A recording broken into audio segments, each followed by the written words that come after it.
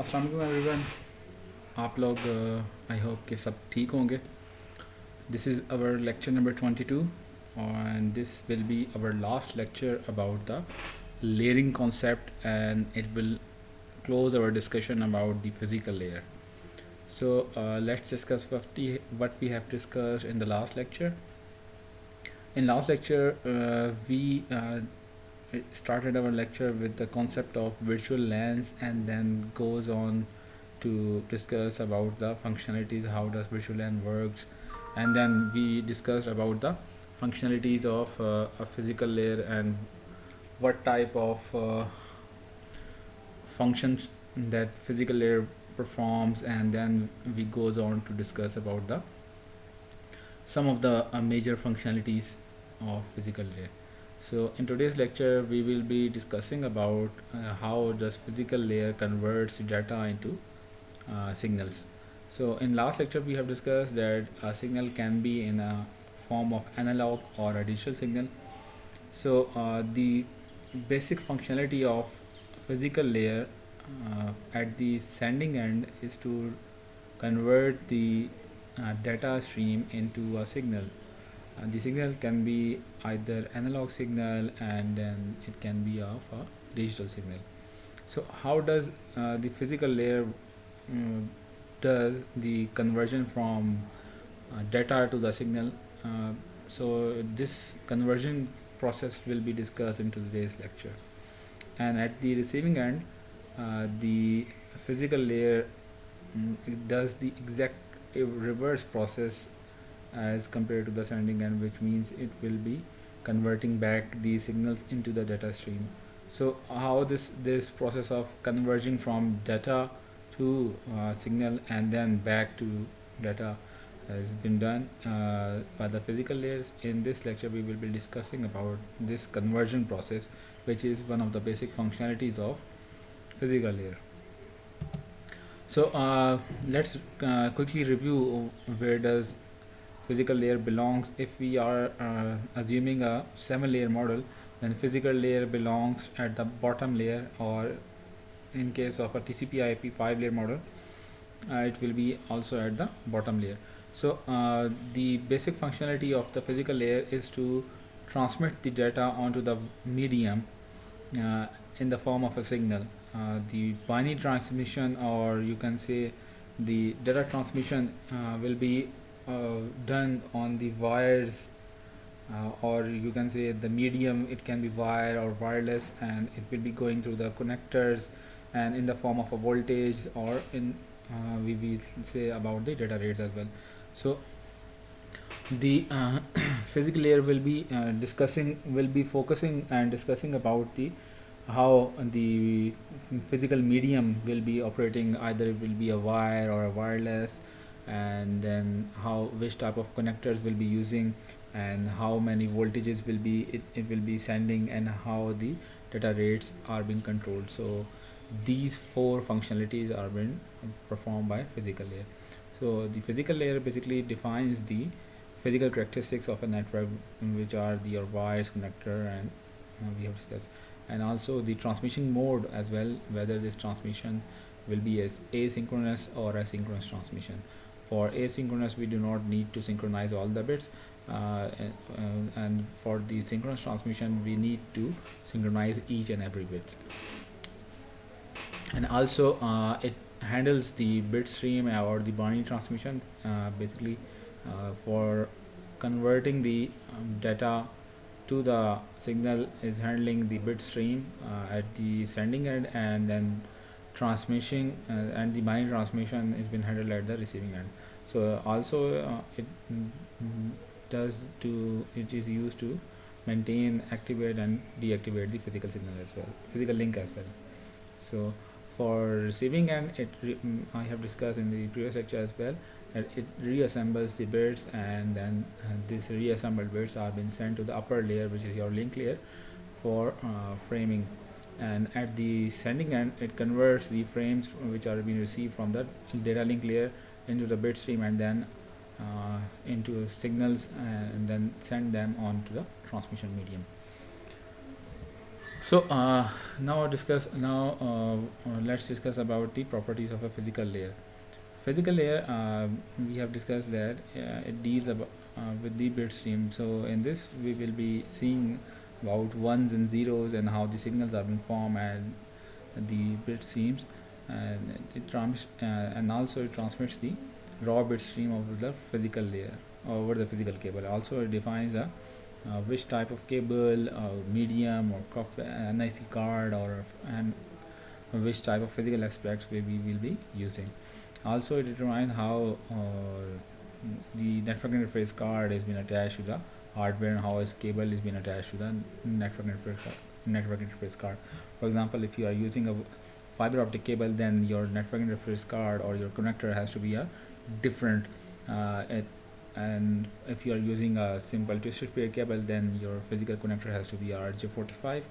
So it defines about the standards of the connectors and the hardwares which will be using to connect the device to the network. Physically, it will be discussing about the physical hardware and the physical requirements of the hardware, and also it will define the techniques to transfer the bit stream onto the medium.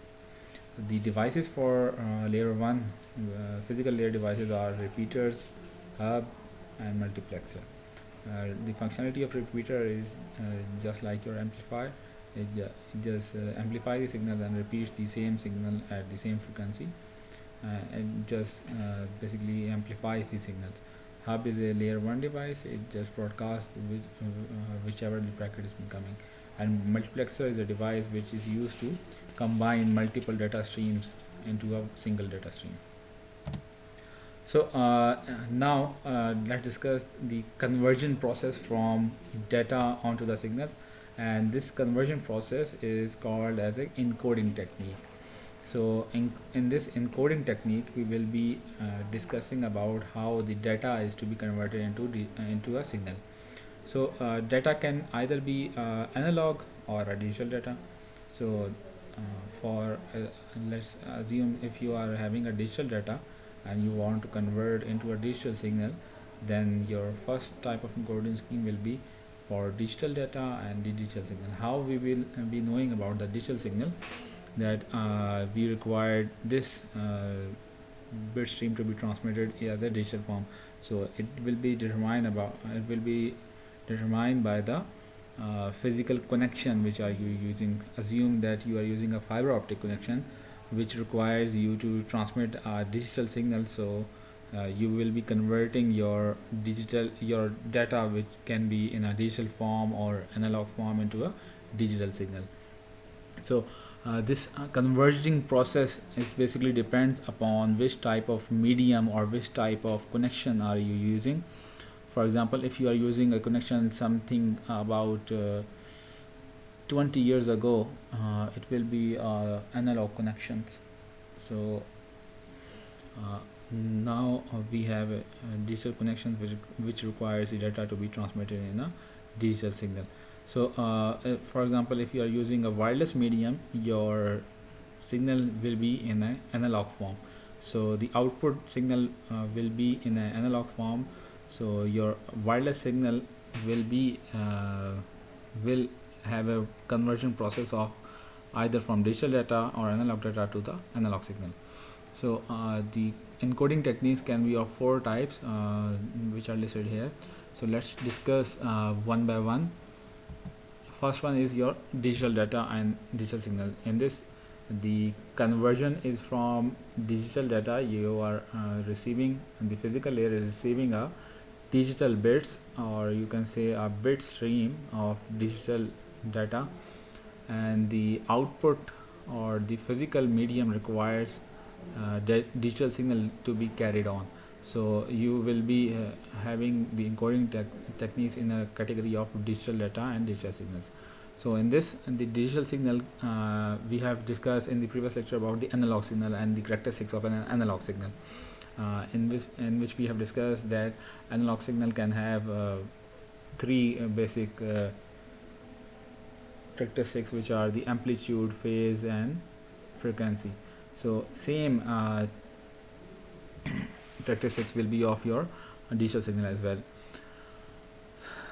The digital signal is in a discrete and a discontinuous voltage pulse, and each pulse is a signal element and the binary data encoded into a signal element. So before discussing about the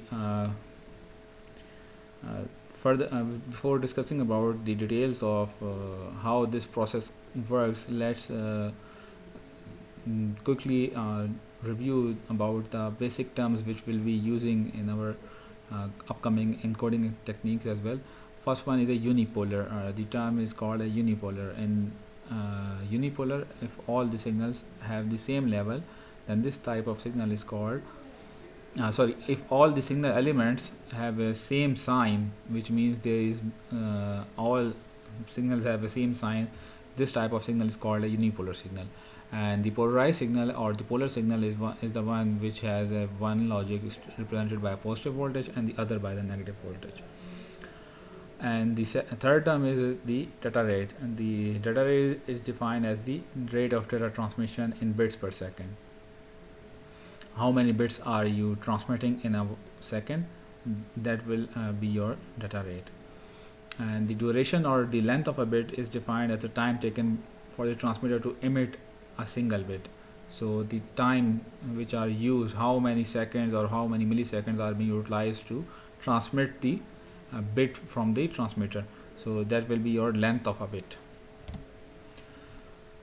Fifth one is the modulation rate. It will be a rate at which your signal level changes. How many changes are there in a signal, at which rate, and it's measured in a unit called a baud. And baud is determined as a number of signal elements in a second. That is your baud rate. And then we have a last term which we call as a mark and space, which means binary 1 and zeros. Now, in order to interpret about the signals which will be in a digital or an analog form, we need to know about the timing of the bit, at which time the signal is started and at which time it's been ended, and also we need to know about the signal levels, how many signal levels are there. That will determine your if the number of signal elements or the number of signal levels in a second is higher, then your baud rate will be higher. And in order to successfully interpret the signal, whether it is your analog signal or a digital signal, we need to know about some factors that will be affecting the successful interpretation of a signal. Suppose you are transmitting your signal and your receiver wants to receive the signal. So the receiver will be interpreting your transmitted signal. So in order to successfully interpret or understand the signal which is being transmitted by the transmitter and it is to be understood by the receiver, there are three basic factors which are to be successfully interpreted in order to interpret the signal in a successful way. First one is the signal to noise ratio. Signal to noise ratio is the simply is a ratio of signal level, or your data signal level divided by the noise level. We will see what is a noise for your understanding. For this time you can say that noise is an unwanted signal, or you can say is something like the if you are walking on a road, someone horns you from the behind or from the front, you can just say that I am disturbed, and this is a interfered in this noise. Basically this voice has been creating a noise, or which is not feasible to which is not pleasant or feasible to your ears, is called as a noise. So in terms of networks, we will say that the unwanted or the interfered signal which is not required at the moment, and noise can be generated in two forms. First one is the internal noise, which is caused by the random motion of electrons it cannot be overcome. And second one is your external noise, which is due to the uh, unwanted signal which has been added to your data signal. So signal to noise ratio is the ratio of signal level, your desired signal level, divided by the noise level, your unwanted signal level. So if the signal to noise ratio is higher, that it means you can successfully interpret your data signal, which means if the higher SNR, it means that the noise level is low, so your wanted or your desired signal can easily be interpreted. So if suppose if you are talking to someone in your class, then if everyone in the class start talking, then you can't hear. So it means you want to you want to talk with someone, but at this moment everyone is talking, so it means the noise level is higher than the desired signal, so you can't hear the voice. So the in this case the SNR will be lower because the noise level is higher. So in case of networking, we will be wanting this factor to be higher as possible. Second one is the data rate. Data rate, I have discussed that it is the rate of transmission in bit per second. How many bits are being transmitted in 1 second is called your data rate. Higher the data rate is, the better will be your transmission. And third one is the bandwidth. Bandwidth we have discussed in the previous lecture as well. Now, in order to determine which encoding technique is the better one, we will be making a comparison based on two criteria. First one is your basically not on two criteria, there are at least 5 criteria which we will be discussing in this course. First one is the signal spectrum. The signal spectrum is the lack of higher frequencies reduces the required bandwidth. If there are low frequencies in your signal, which means your bandwidth is lower, so signal spectrum will be your on the lower side. So as long as your components of higher frequencies is been added, so it will increase the amount of required bandwidth. So signal spectrum will be on your higher side.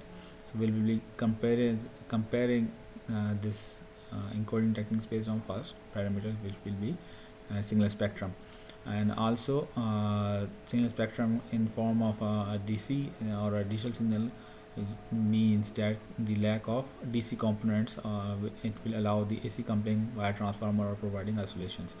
Third one is concentrate the power in the middle of a bandwidth. So signal spectrum will be our first comparison criteria, which will be used to compare the encoding technique.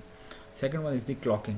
Clocking is the synchronization time or synchronization required in order to for the transmitter and the receiver, and this synchronization or the clocking which will be required for synchronous transmission only. And for the clocking purpose, we will be using an external clock in order to synchronize each bit. And third criteria will be the error detection, and we have discussed about error detection in data link layer.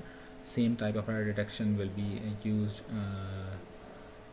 here in the physical layer. If the error detection is higher, which means this technique can can easily detect the errors, so it will be a better error detecting technique, or it will be a better encoding scheme as well. Fourth one is the signal interference and noise immunity. If your devised encoding technique is better interfering with the noise, or it's not allowing the noise to uh, affect your data signal, it means it is a noise immune encoding technique. And there are some encoding techniques, encoding codes which are better than others. We will be seeing how they have the characteristics of noise immunity. And last criteria is the cost and complexity analysis. uh, if your signal rate is higher, which means it will be requiring a higher cost. So there will be some coding techniques that will require signal rate greater than the data rate. So we will be uh, reviewing the encoding technique based on cost and complexity analysis as well. Now, for digital data and digital signal, we have encoding schemes listed as you can see on the screen as well. First one is non-return to zero level. These encoding techniques are used for digital data and digital signal. Let me write it for you. These encoding techniques will be using for digital data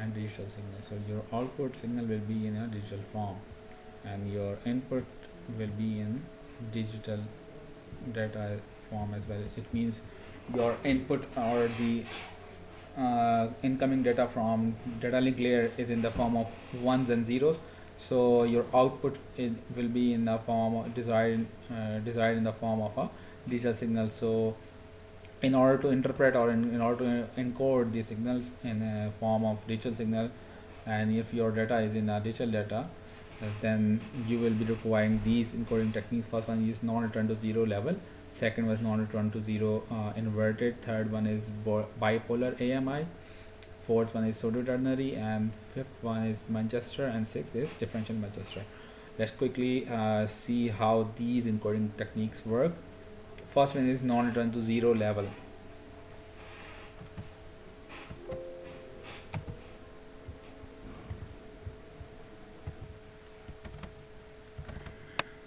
So we were here that about the non-return to zero level. So in this non-return to zero level encoding scheme, we will be encoding the digital data in a form of a digital signal. How does it will encode these digital data into a digital signal?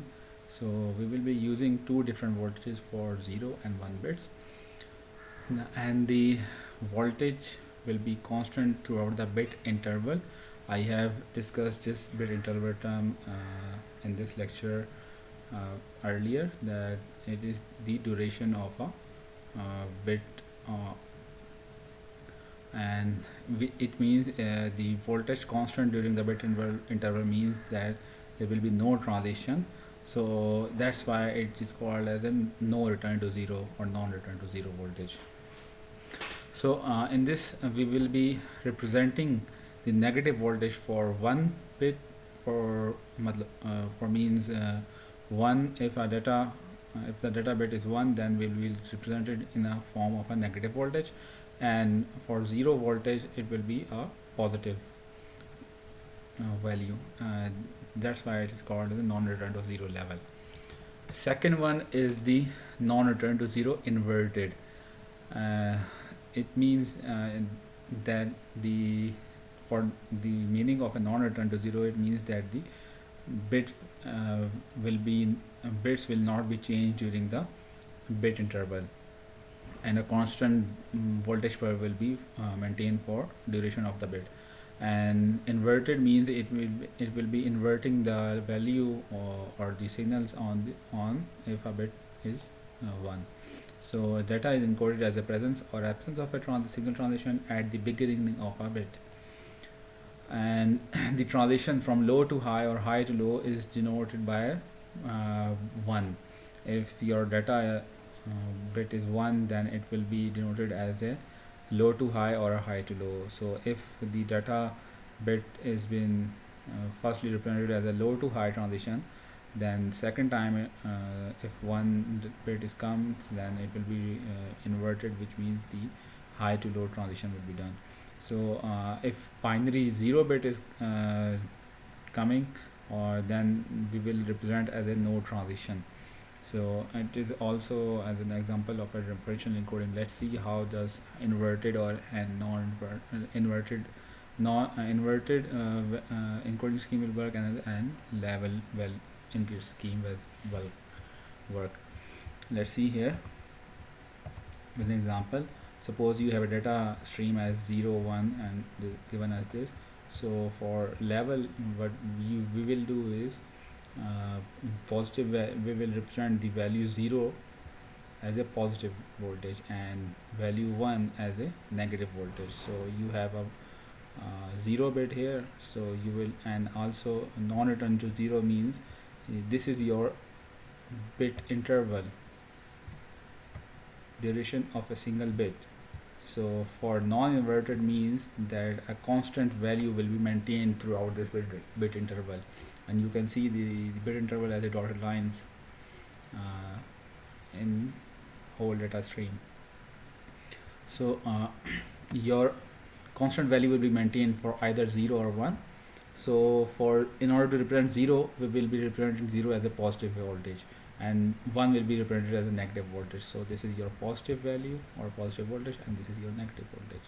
So simply you place positive voltage if 0 values come, and if 1 values come, then you transit and place it as a negative voltage, and then 0 then positive voltage and so on. So for inverted non-return to 0 inverted, we will be representing 0 as no transition and 1 as a transition. So assume I have assumed in this example that 0 is being represented as a negative voltage. Initially there is no such restriction, so either you can represent, if your initial weight is 0, so you can represent as positive or a negative voltage. So for my simplicity, I have represented as a negative voltage. So firstly 0 has been represented as a negative voltage, or it means no transition. 0 means no transition, 1 means the inversion of a bit. Let's see. So here's your 1 bit is come, so your current level is negative, let's make it to be positive. So this is your 1's representation. So for next value of 0, you will maintain the voltage value because 0 means no transition here, and then again your bit value is 0, so again 0 means no transition, so your constant voltage remains in the bit interval. So next is your 1 bit, so it means you're having a positive voltage value, you need to invert the value, that's why it's called as an inverted value, inverted scheme as well. So invert, you have inverted to be positive to negative, then again is your 1 value, then invert back into the positive. So you can see the representation of signal in the form of a non-return to 0 level and non-return to 0 inverted encoding schemes. What are the advantages and disadvantages of non-return to 0? Advantage is that it is a very simple and an easy technique, and it can make use of a good bandwidth. Disadvantage is that you can have a DC component or a constant value. Suppose you have 3 zeros here, it means a constant value, and if long strings of zeros arrive, that will reset your signal. So lack of synchronization can occur here. And also if we discuss about this application, it previously used for magnetic recording. Now it doesn't use, these non-return to 0 techniques are not used as a signal transmission. Next one is our multi-level binary. In multi-level binary we will be discussing about the two schemes. First one is bipolar AMI and second one is pseudo-ternary. So multi-level binary, in this case we will be having two levels or more than two levels. First one is the bipolar AMI, and in this case in order to represent 0 bit, 0 will be represented by no line signal and 1 is represented by a positive or a negative pulse, and one pulse is alternate in a polarity. And if no loss of synchronization, if a long string of 0, so long string of 0 this still is a problem, and it reduces the basically it overcomes the concept or the disadvantage of non-return to 0, which is the DC component. So it reduces the probability of no DC component here, and also it is used for lower bandwidth. The bandwidth is lower in the case of multi-level AMI, and it can easily detect the errors as well. Next one is our pseudo-ternary, which is a form of a multi-level binary, and it is exactly the opposite of bipolar AMI. 1 is represented by absence of line signal, and 0 is represented by alternating positive or negative value. It is exactly the opposite of bipolar AMI, and it doesn't have any advantages or disadvantages over bipolar AMI. Let's see through an example. In bipolar AMI, 0 is represented as a no as a no as a absence of signal. So we have in this case bipolar AMI. I have discussed that what does unipolar signal means and bipolar signal means. This is our bipolar signal. In this we will be having two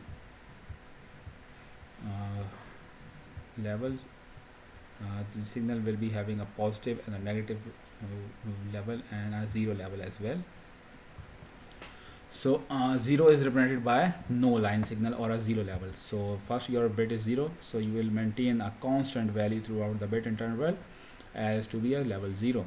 So now next is your 1 bit. You can represent this 1 bit to be as a positive or a negative value. So now I have represented it to be a positive value firstly. So next is your 0 bit, so represent it via 0 level. Next is again 0 bit, represent via 0 level. Next is your 1 bit. So what is the last value or what is the last level of a 1 bit? That is your positive. So make it to be an inverted one this time, and this time it will be a negative. So it will be your negative signal. And next is your 1 bit again, so make it to be a positive value. Now invert that, and then so on. So this is your bipolar AMI, and the pseudo ternary is exactly the opposite. The transition will be made at the 0 bit, and 1 will be represented as a no line signal. You can see here in an example, it is also having 3 levels: positive, negative, and 0 level. Next encoding techniques are using as a biphase, and this we will be having 2 phases during the transmission of a bit, and the techniques namely used for this type of encoding are Manchester and differential Manchester. In Manchester encoding technique, transition of bits is in the middle of each bit interval. So in this case we will not be maintaining a constant level throughout the bit interval, and the transition serves as a clock and data. uh, for in order to represent 1, low to high transition is represented as a 1, and 0 is represented as a high to low transmission, and it is typically used in a Ethernet transmission 802.3 IEEE standard.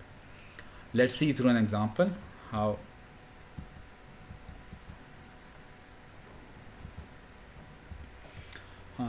This is your clock, and this is your data.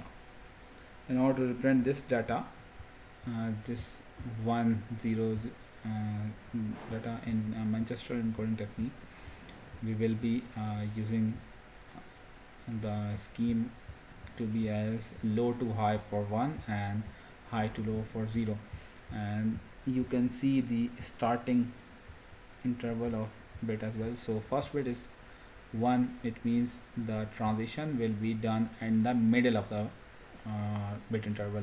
So transition will be done from low to high, so it means maintain the level 0 because initially there is no level, and now your bit is being started, make it to be low, and then during the bit interval, this is your starting time. Now from the here your data is being started exactly that means this is your starting time.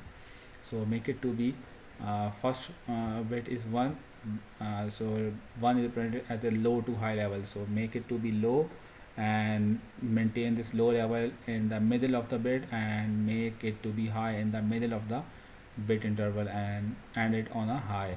Next bit is your 1 bit. You can see the starting time of the bit as well. Next bit is your 0 bit.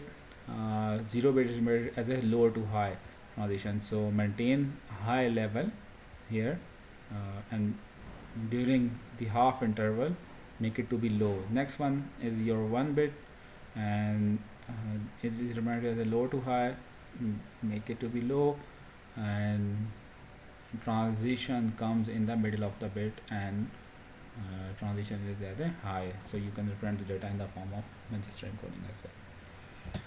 Now let's move on to the last encoding technique in the form of digital data and digital signal, which is your differential Manchester.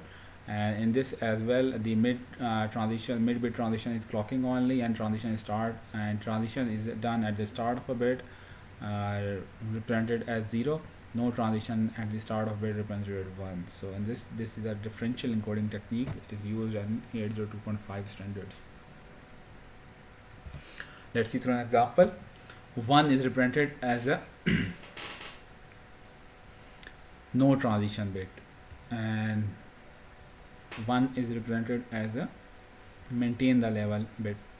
If your initial bit is 1, then make the initial value to be high, and in the mid of the bit make it to be low. And if 0 is come, then whatever your previous level is, suppose this in this case is negative, make it to be inverted 1, and start the 0 as the transition bit at the starting of the bit, and 0 level will be whatever your last level is. In this case is negative. Your starting level in case of 0 bit will be an inverted 1.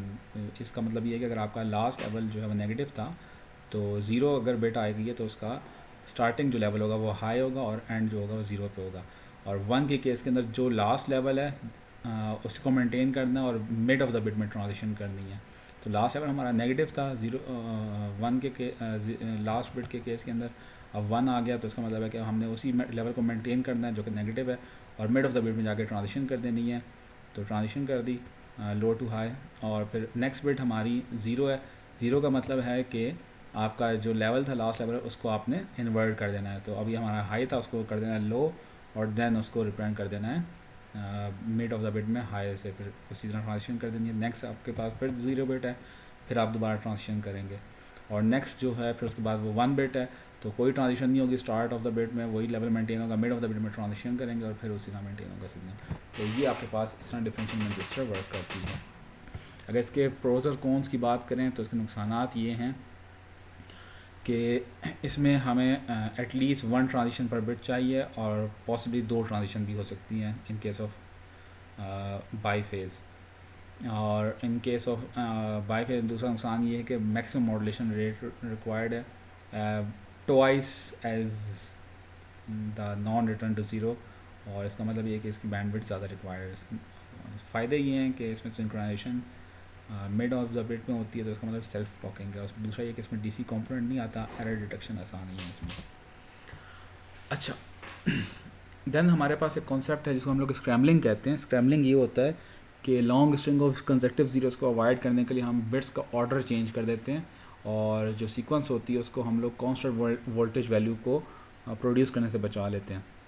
तो इसका मतलब हम कुछ इसके अंदर मज़ीद sequence add करेंगे तो हमारे पास फिलिंग सीक्वेंस कहलाती है, जो कि आपके पास नो डीसी कंपोनेंट को बचाती है, लॉन्ग स्ट्रिंग ऑफ ज़ीरोज़ को बचाती है, और रिडक्शन डेटा रेट करती है, और एरर रिडक्शन कैपेबिलिटीज़ को इंक्रीज़ करती है. सेकंड, हमारे पास जो एन्कोडिंग टेक्निक्स होती हैं वो डिजिटल डाटा आपके पास आता है, और आपको आउटपुट जो है वो एनालॉग सिग्नल में चाहिए होती है.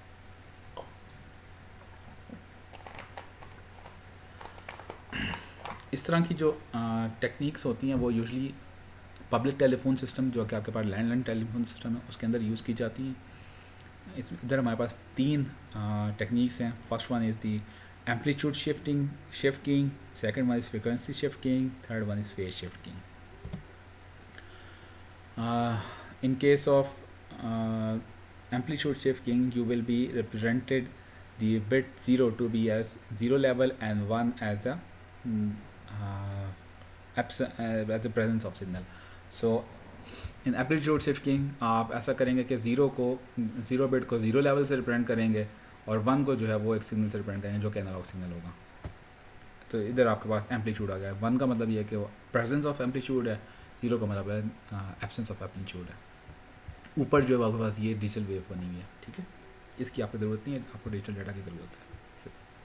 अच्छा, फ्रिक्वेंसी शिफ्टिंग में ये होगा कि ज़ीरो को जो है वो लो फ्रिक्वेंसी से रिप्रेजेंट किया जाएगा। लो फ्रिक्वेंसी का मतलब ये है कि नंबर ऑफ़ साइकिल्स कम होंगी, और वन जो होगा वो हाई फ्रिक्वेंसी से रिप्रेजेंट किया जाएगा। फेज शिफ्टिंग में जो होगा, ज़ीरो का मतलब ये है उसका स्टार्टिंग पोजीशन को आपने चेंज नहीं करना, और वन के केस के अंदर जो भी स्टार्टिंग पोजीशन होगी उसको आपने इन्वर्ट कर देना है। तो फेज़ आप इन्वर्ट करेंगे कि अगर आपके पास बिट वन आ गई, अगर ज़ीरो बिट है तो उसका जो भी फेज़ था प्रीवियस को मेंटेन करना है। एम्पली शिफ्ट की वही अभी डिस्कस कर लिया। उसमें वन जो है वो हम लोग एम्पलीट्यूड से रिप्रेजेंट करते हैं, ज़ीरो को हम लोग ज़ीरो से रिप्रेजेंट करते हैं, और ये यूजली आपके पास 1200 बिट पर सेकंड तक का वॉइस सिग्नल को ट्रांसमिट करता है। इसको हम लोग ऑप्टिकल फाइबर के ऊपर भी यूज़ कर सकते हैं एम्पलीट्यूड शिफ्टिंग को। फ्रिक्वेंसी शिफ्टिंग जो है वो अभी डिस्कस कर ली है। उसमें भी हमारे पास डाटा रेट जो है 1200 बिट पर सेकंड तक मिल सकता है, और यूजली हाई फ्रिक्वेंसी रेडियस के लिए यूज़ की जाती है। और कोएक्सियल केबल अगर आप यूज़ कर रहे हो लैन के ऊपर तो भी ये यूज़ की जाती है। Third one is the frequency phase shifting. ये आपके पास फेज़ को शिफ्ट करती है, स्टार्टिंग पोजीशन को चेंज करती है। अगर आपके पास वन होगी, ज़ीरो होगा तो उसके पास आप स्टार्टिंग पोजीशन को नहीं चेंज करते। Third type of encoding techniques are analog data and digital signal. In this, you will be having analog data as an input from a data link layer, and physical layer will be converted in this analog data into a digital signal. How this analog to digital is conversion takes place? First process is called as a digitization, and in this the data is transmitted. The digital data can either be transmitted as a non-return to zero, or any digital signal encoding we have discussed, which is non-return to zero, I, L, Manchester, bipolar, pseudo ternary, or you can have any other technique as well. But in order to convert the analog data in our digital form, we need the process of digitization. So first step in order to convert the analog data into a digital signal or into a digital data is sampling process. Sampling जो है वो base करती है, इसका मतलब ये है कि आपके पास जो डाटा है वो एनालॉग फॉर्म के अंदर है, उसको आपने कन्वर्ट करना है डिजिटल फॉर्म के अंदर, ताकि फिर आप उसको रिप्रेजेंट कर सकेंगे किसी भी डिजिटल इनकोडिंग टेक्निक जो कि आपके पास हमने इस पर डिस्कस कर ली हैं। NRZ है, NRZ-I है, L है, उसके अंदर फिर आपके पास सूडो टर्नरी है, बाइपोलर एम है, मैनचेस्टर है, डिफरेंशियल मैनचेस्टर है। तो एनालॉग डाटा को डिजिटल डाटा में कन्वर्ट करने के लिए पहला स्टेप आपके पास सैम्पलिंग का होगा। सैम्पलिंग जो है वो ये है कि आपका नाइक्वेस्ट थ्योरम की बेस के ऊपर करती है। नाइक्वेस्ट थ्योरम ये कहता है कि आपकी सैम्पलिंग फ्रिक्वेंसी जो होगी वो एटलीस्ट इक्वल टू और ग्रेटर दैन जो आपकी फ्रिक्वेंसी है सिग्नल की उसके बराबर होगी, उससे ज़्यादा होगी। तो 2 times और the maximum frequency will be your sampling frequency, and this sampled signal will be semi digital, and then it will be passed on to the next process of quantization, and in the quantization will be assigning bit levels to the sampled signal, and next one is the encoding. In encoding you can encode it via Manchester or any other encoding technique available for digital data. So in order to convert the analog data into a digital data, first the whole process is called as a pulse code modulation. It is used for voice signals. Voice signals are having the frequency of below 4000 hertz. So let's make to be exactly a maximum frequency to be the 4000 hertz. So in order to sample these signals we need to be accurate to be exactly not less than 8000, which means the sampling theorem says that your sampling frequency can be at least 2 times. So we have assumed that the sampling frequency is 2, so it means your sampling frequency or your sampling rate will be 4000 hertz multiplied by 2, which is your 8000 samples per second. You will be taking 8000 samples in a second, and this is called an analog samples because your data is in the form of analog, and each sample is assigned a digital value. So in order to convert into the sampled signal into a quantized form, we assign each level as a bit value. In order to assign each level of a signal as a bit value, quantization is done For suppose if you are using 4 bits, that means 2 raised to power 4, which is equal to 16. So it means you are assigning 16 levels value for quantization of the signal. So it means that for 8-bit sample value you have 256 levels. So the quality of the signal will be depending upon the number of quantization levels, or the number of quantization bit, and the sampling frequency as well. So for suppose you have 8000 sample per second as a sampling rate, and you are using an 8-bit quantization, so your output signal will be having a 64 kilobit per second data rate. And in order to encode this data, you will be using any of the encoding technique. So next step is your non-linear encoding. Non-linear encoding, your quantization levels can, as we have seen, that they are not evenly in space, so it will reduce. Non-linear encoding will reduces the overall signal distortion and can also be used by the compending as well. Last encoding technique can be in the form of an analog data, and your output can be in the form of analog signal. So in this type of encoding scheme, we will be modulating the analog signal because your analog data is having a smaller frequency. So in order to transmit उसको longer distance पे transmit करने के लिए हम उसको modulate करेंगे signal को with the carrier frequency. तो जो modulation है, ये जो प्रोसेस है, इधर जो इनकोडिंग टेक्निक होती है वो मॉडुलेशन की इनकोडिंग टेक्निक होती है. उनमें आप एम्पलीट्यूड मॉडुलेशन कर सकते हैं, फ्रीक्वेंसी मॉडुलेशन कर सकते हैं, और फेज़ मॉडुलेशन कर सकते हैं. एनालॉग मॉडुलेशन में ये होता है कि आपका ये डेटा सिग्नल है, ठीक है, जो भी आपका डेटा सिग्नल था, अब इसको आपने लॉन्गर डिस्टेंस से भेजना है. ये आपका डेटा सिग्नल है, इसको लॉन्गर डिस्टेंस में भेजना है, तो आप इसको किसी कैरियर सिग्नल के साथ मल्टीप्लाई करेंगे. तो अगर आप इसका कैरियर सिग्नल का मल्टीप्लिकेशन कुछ इस तरह करते हैं कि उसका आप एम्पलीट्यूड वेरी करते हैं. एम्पलीट्यूड को इस तरह वेरी करते हैं, अगर पॉजिटिव वैल्यू हो तो उसका हायर एम्पलीट्यूड हो, तो ये हायर एम्पलीट्यूड आ गया, और अगर नेगेटिव वैल्यू हो तो उसका लोअर एम्पलीट्यूड हो. इस तरह आपके पास ये एम्पलीट्यूड मॉडुलेशन होगी. तो इसका मतलब आपने एम्पलीट्यूड वेरी किया है किसका, बेस बैंड सिग्नल, या जिसको हम लोग यहाँ पे डेटा सिग्नल कहते हैं, उसका with respect to carrier signal. अगर आप उसकी फेज़ को मॉडुलेट करेंगे, मतलब फेज़ को चेंज करेंगे with respect to carrier signal, तो वो आपके पास फेज़ मॉडुलेशन कहलाएगी. और आप उसका फ्रिक्वेंसी चेंज करेंगे with respect to carrier signal, तो आपकी फ्रिक्वेंसी मॉडुलेशन कहलाती है. अच्छा, फिर कुछ पैरामीटर्स होते हैं जो हमारी ट्रांसमिशन, जो बिट ट्रांसमिशन है या जो डाटा ट्रांसमिशन, इसको अफेक्ट करते हैं. इनमें से 3 हम लोग डिस्कस करते हैं. First one is the attenuation, second one is the distortion, and third one is the noise. These factors affects your transmission of data. First one is attenuation, second is distortion, and third one is noise. Attenuation basically is the reduction in the amplitude of the signal.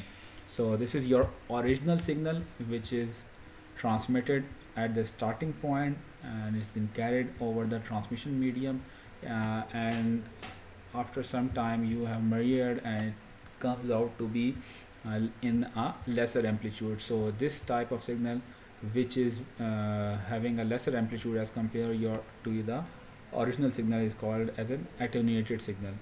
So in order to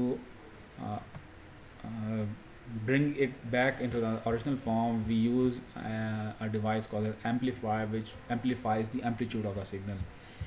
So you place an amplifier and you just get the amplified output. You can see the level of the amplified signal exactly to be the original signal. So your attenuation can be overcome by amplification process. Attenuation is basically a reduction in the amplitude.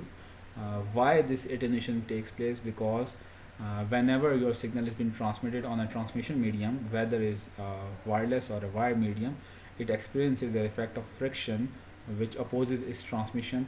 So due to friction, its signal amplitude gets in a lesser value. So due to friction or due to opposition in a transmission characteristics, the signal gets attenuated. Second factor that can affect your transmission is the distortion. Distortion is basically your this is your composite signal. It's having these three signal in phase. It's been transmitted, and your received signal can have this type of shape. So this means your signal is got distorted, is been reduced in amplitude and it's been reduced in frequency. It is out of the shape signal, so your distant signals is get distorted.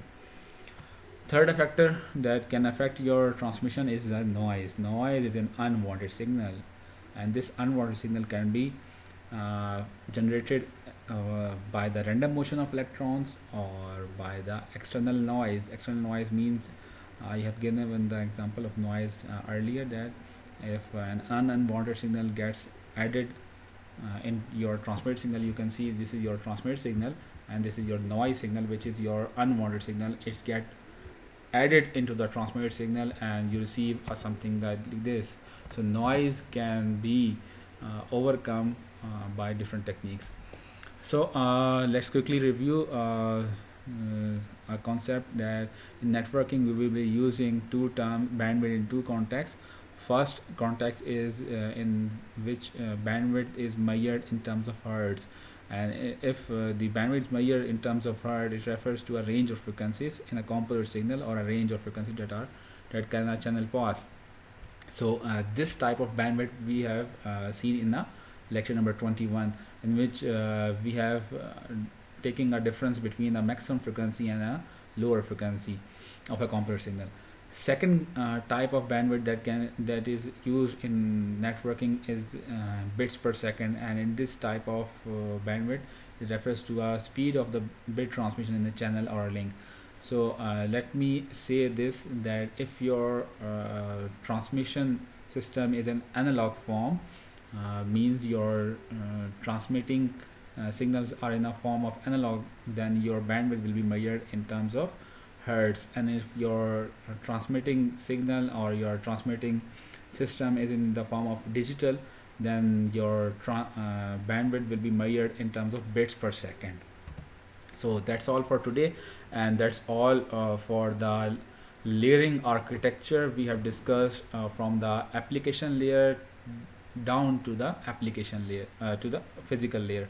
We have started our journey from application layer, then we have discussed about the transport layer, then we have discussed about the network layer and data link layer, and in today's lecture we have discussed and ended our discussion on the physical layer, and we have discussed thoroughly about the functionalities of each layer and each protocol which is being used at the layers.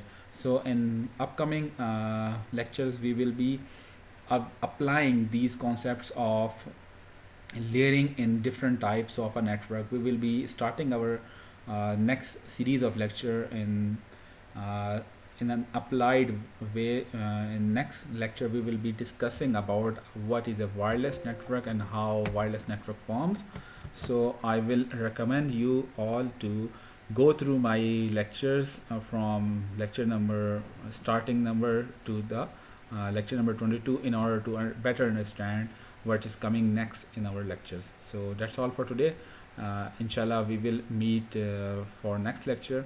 Allah Hafiz for now.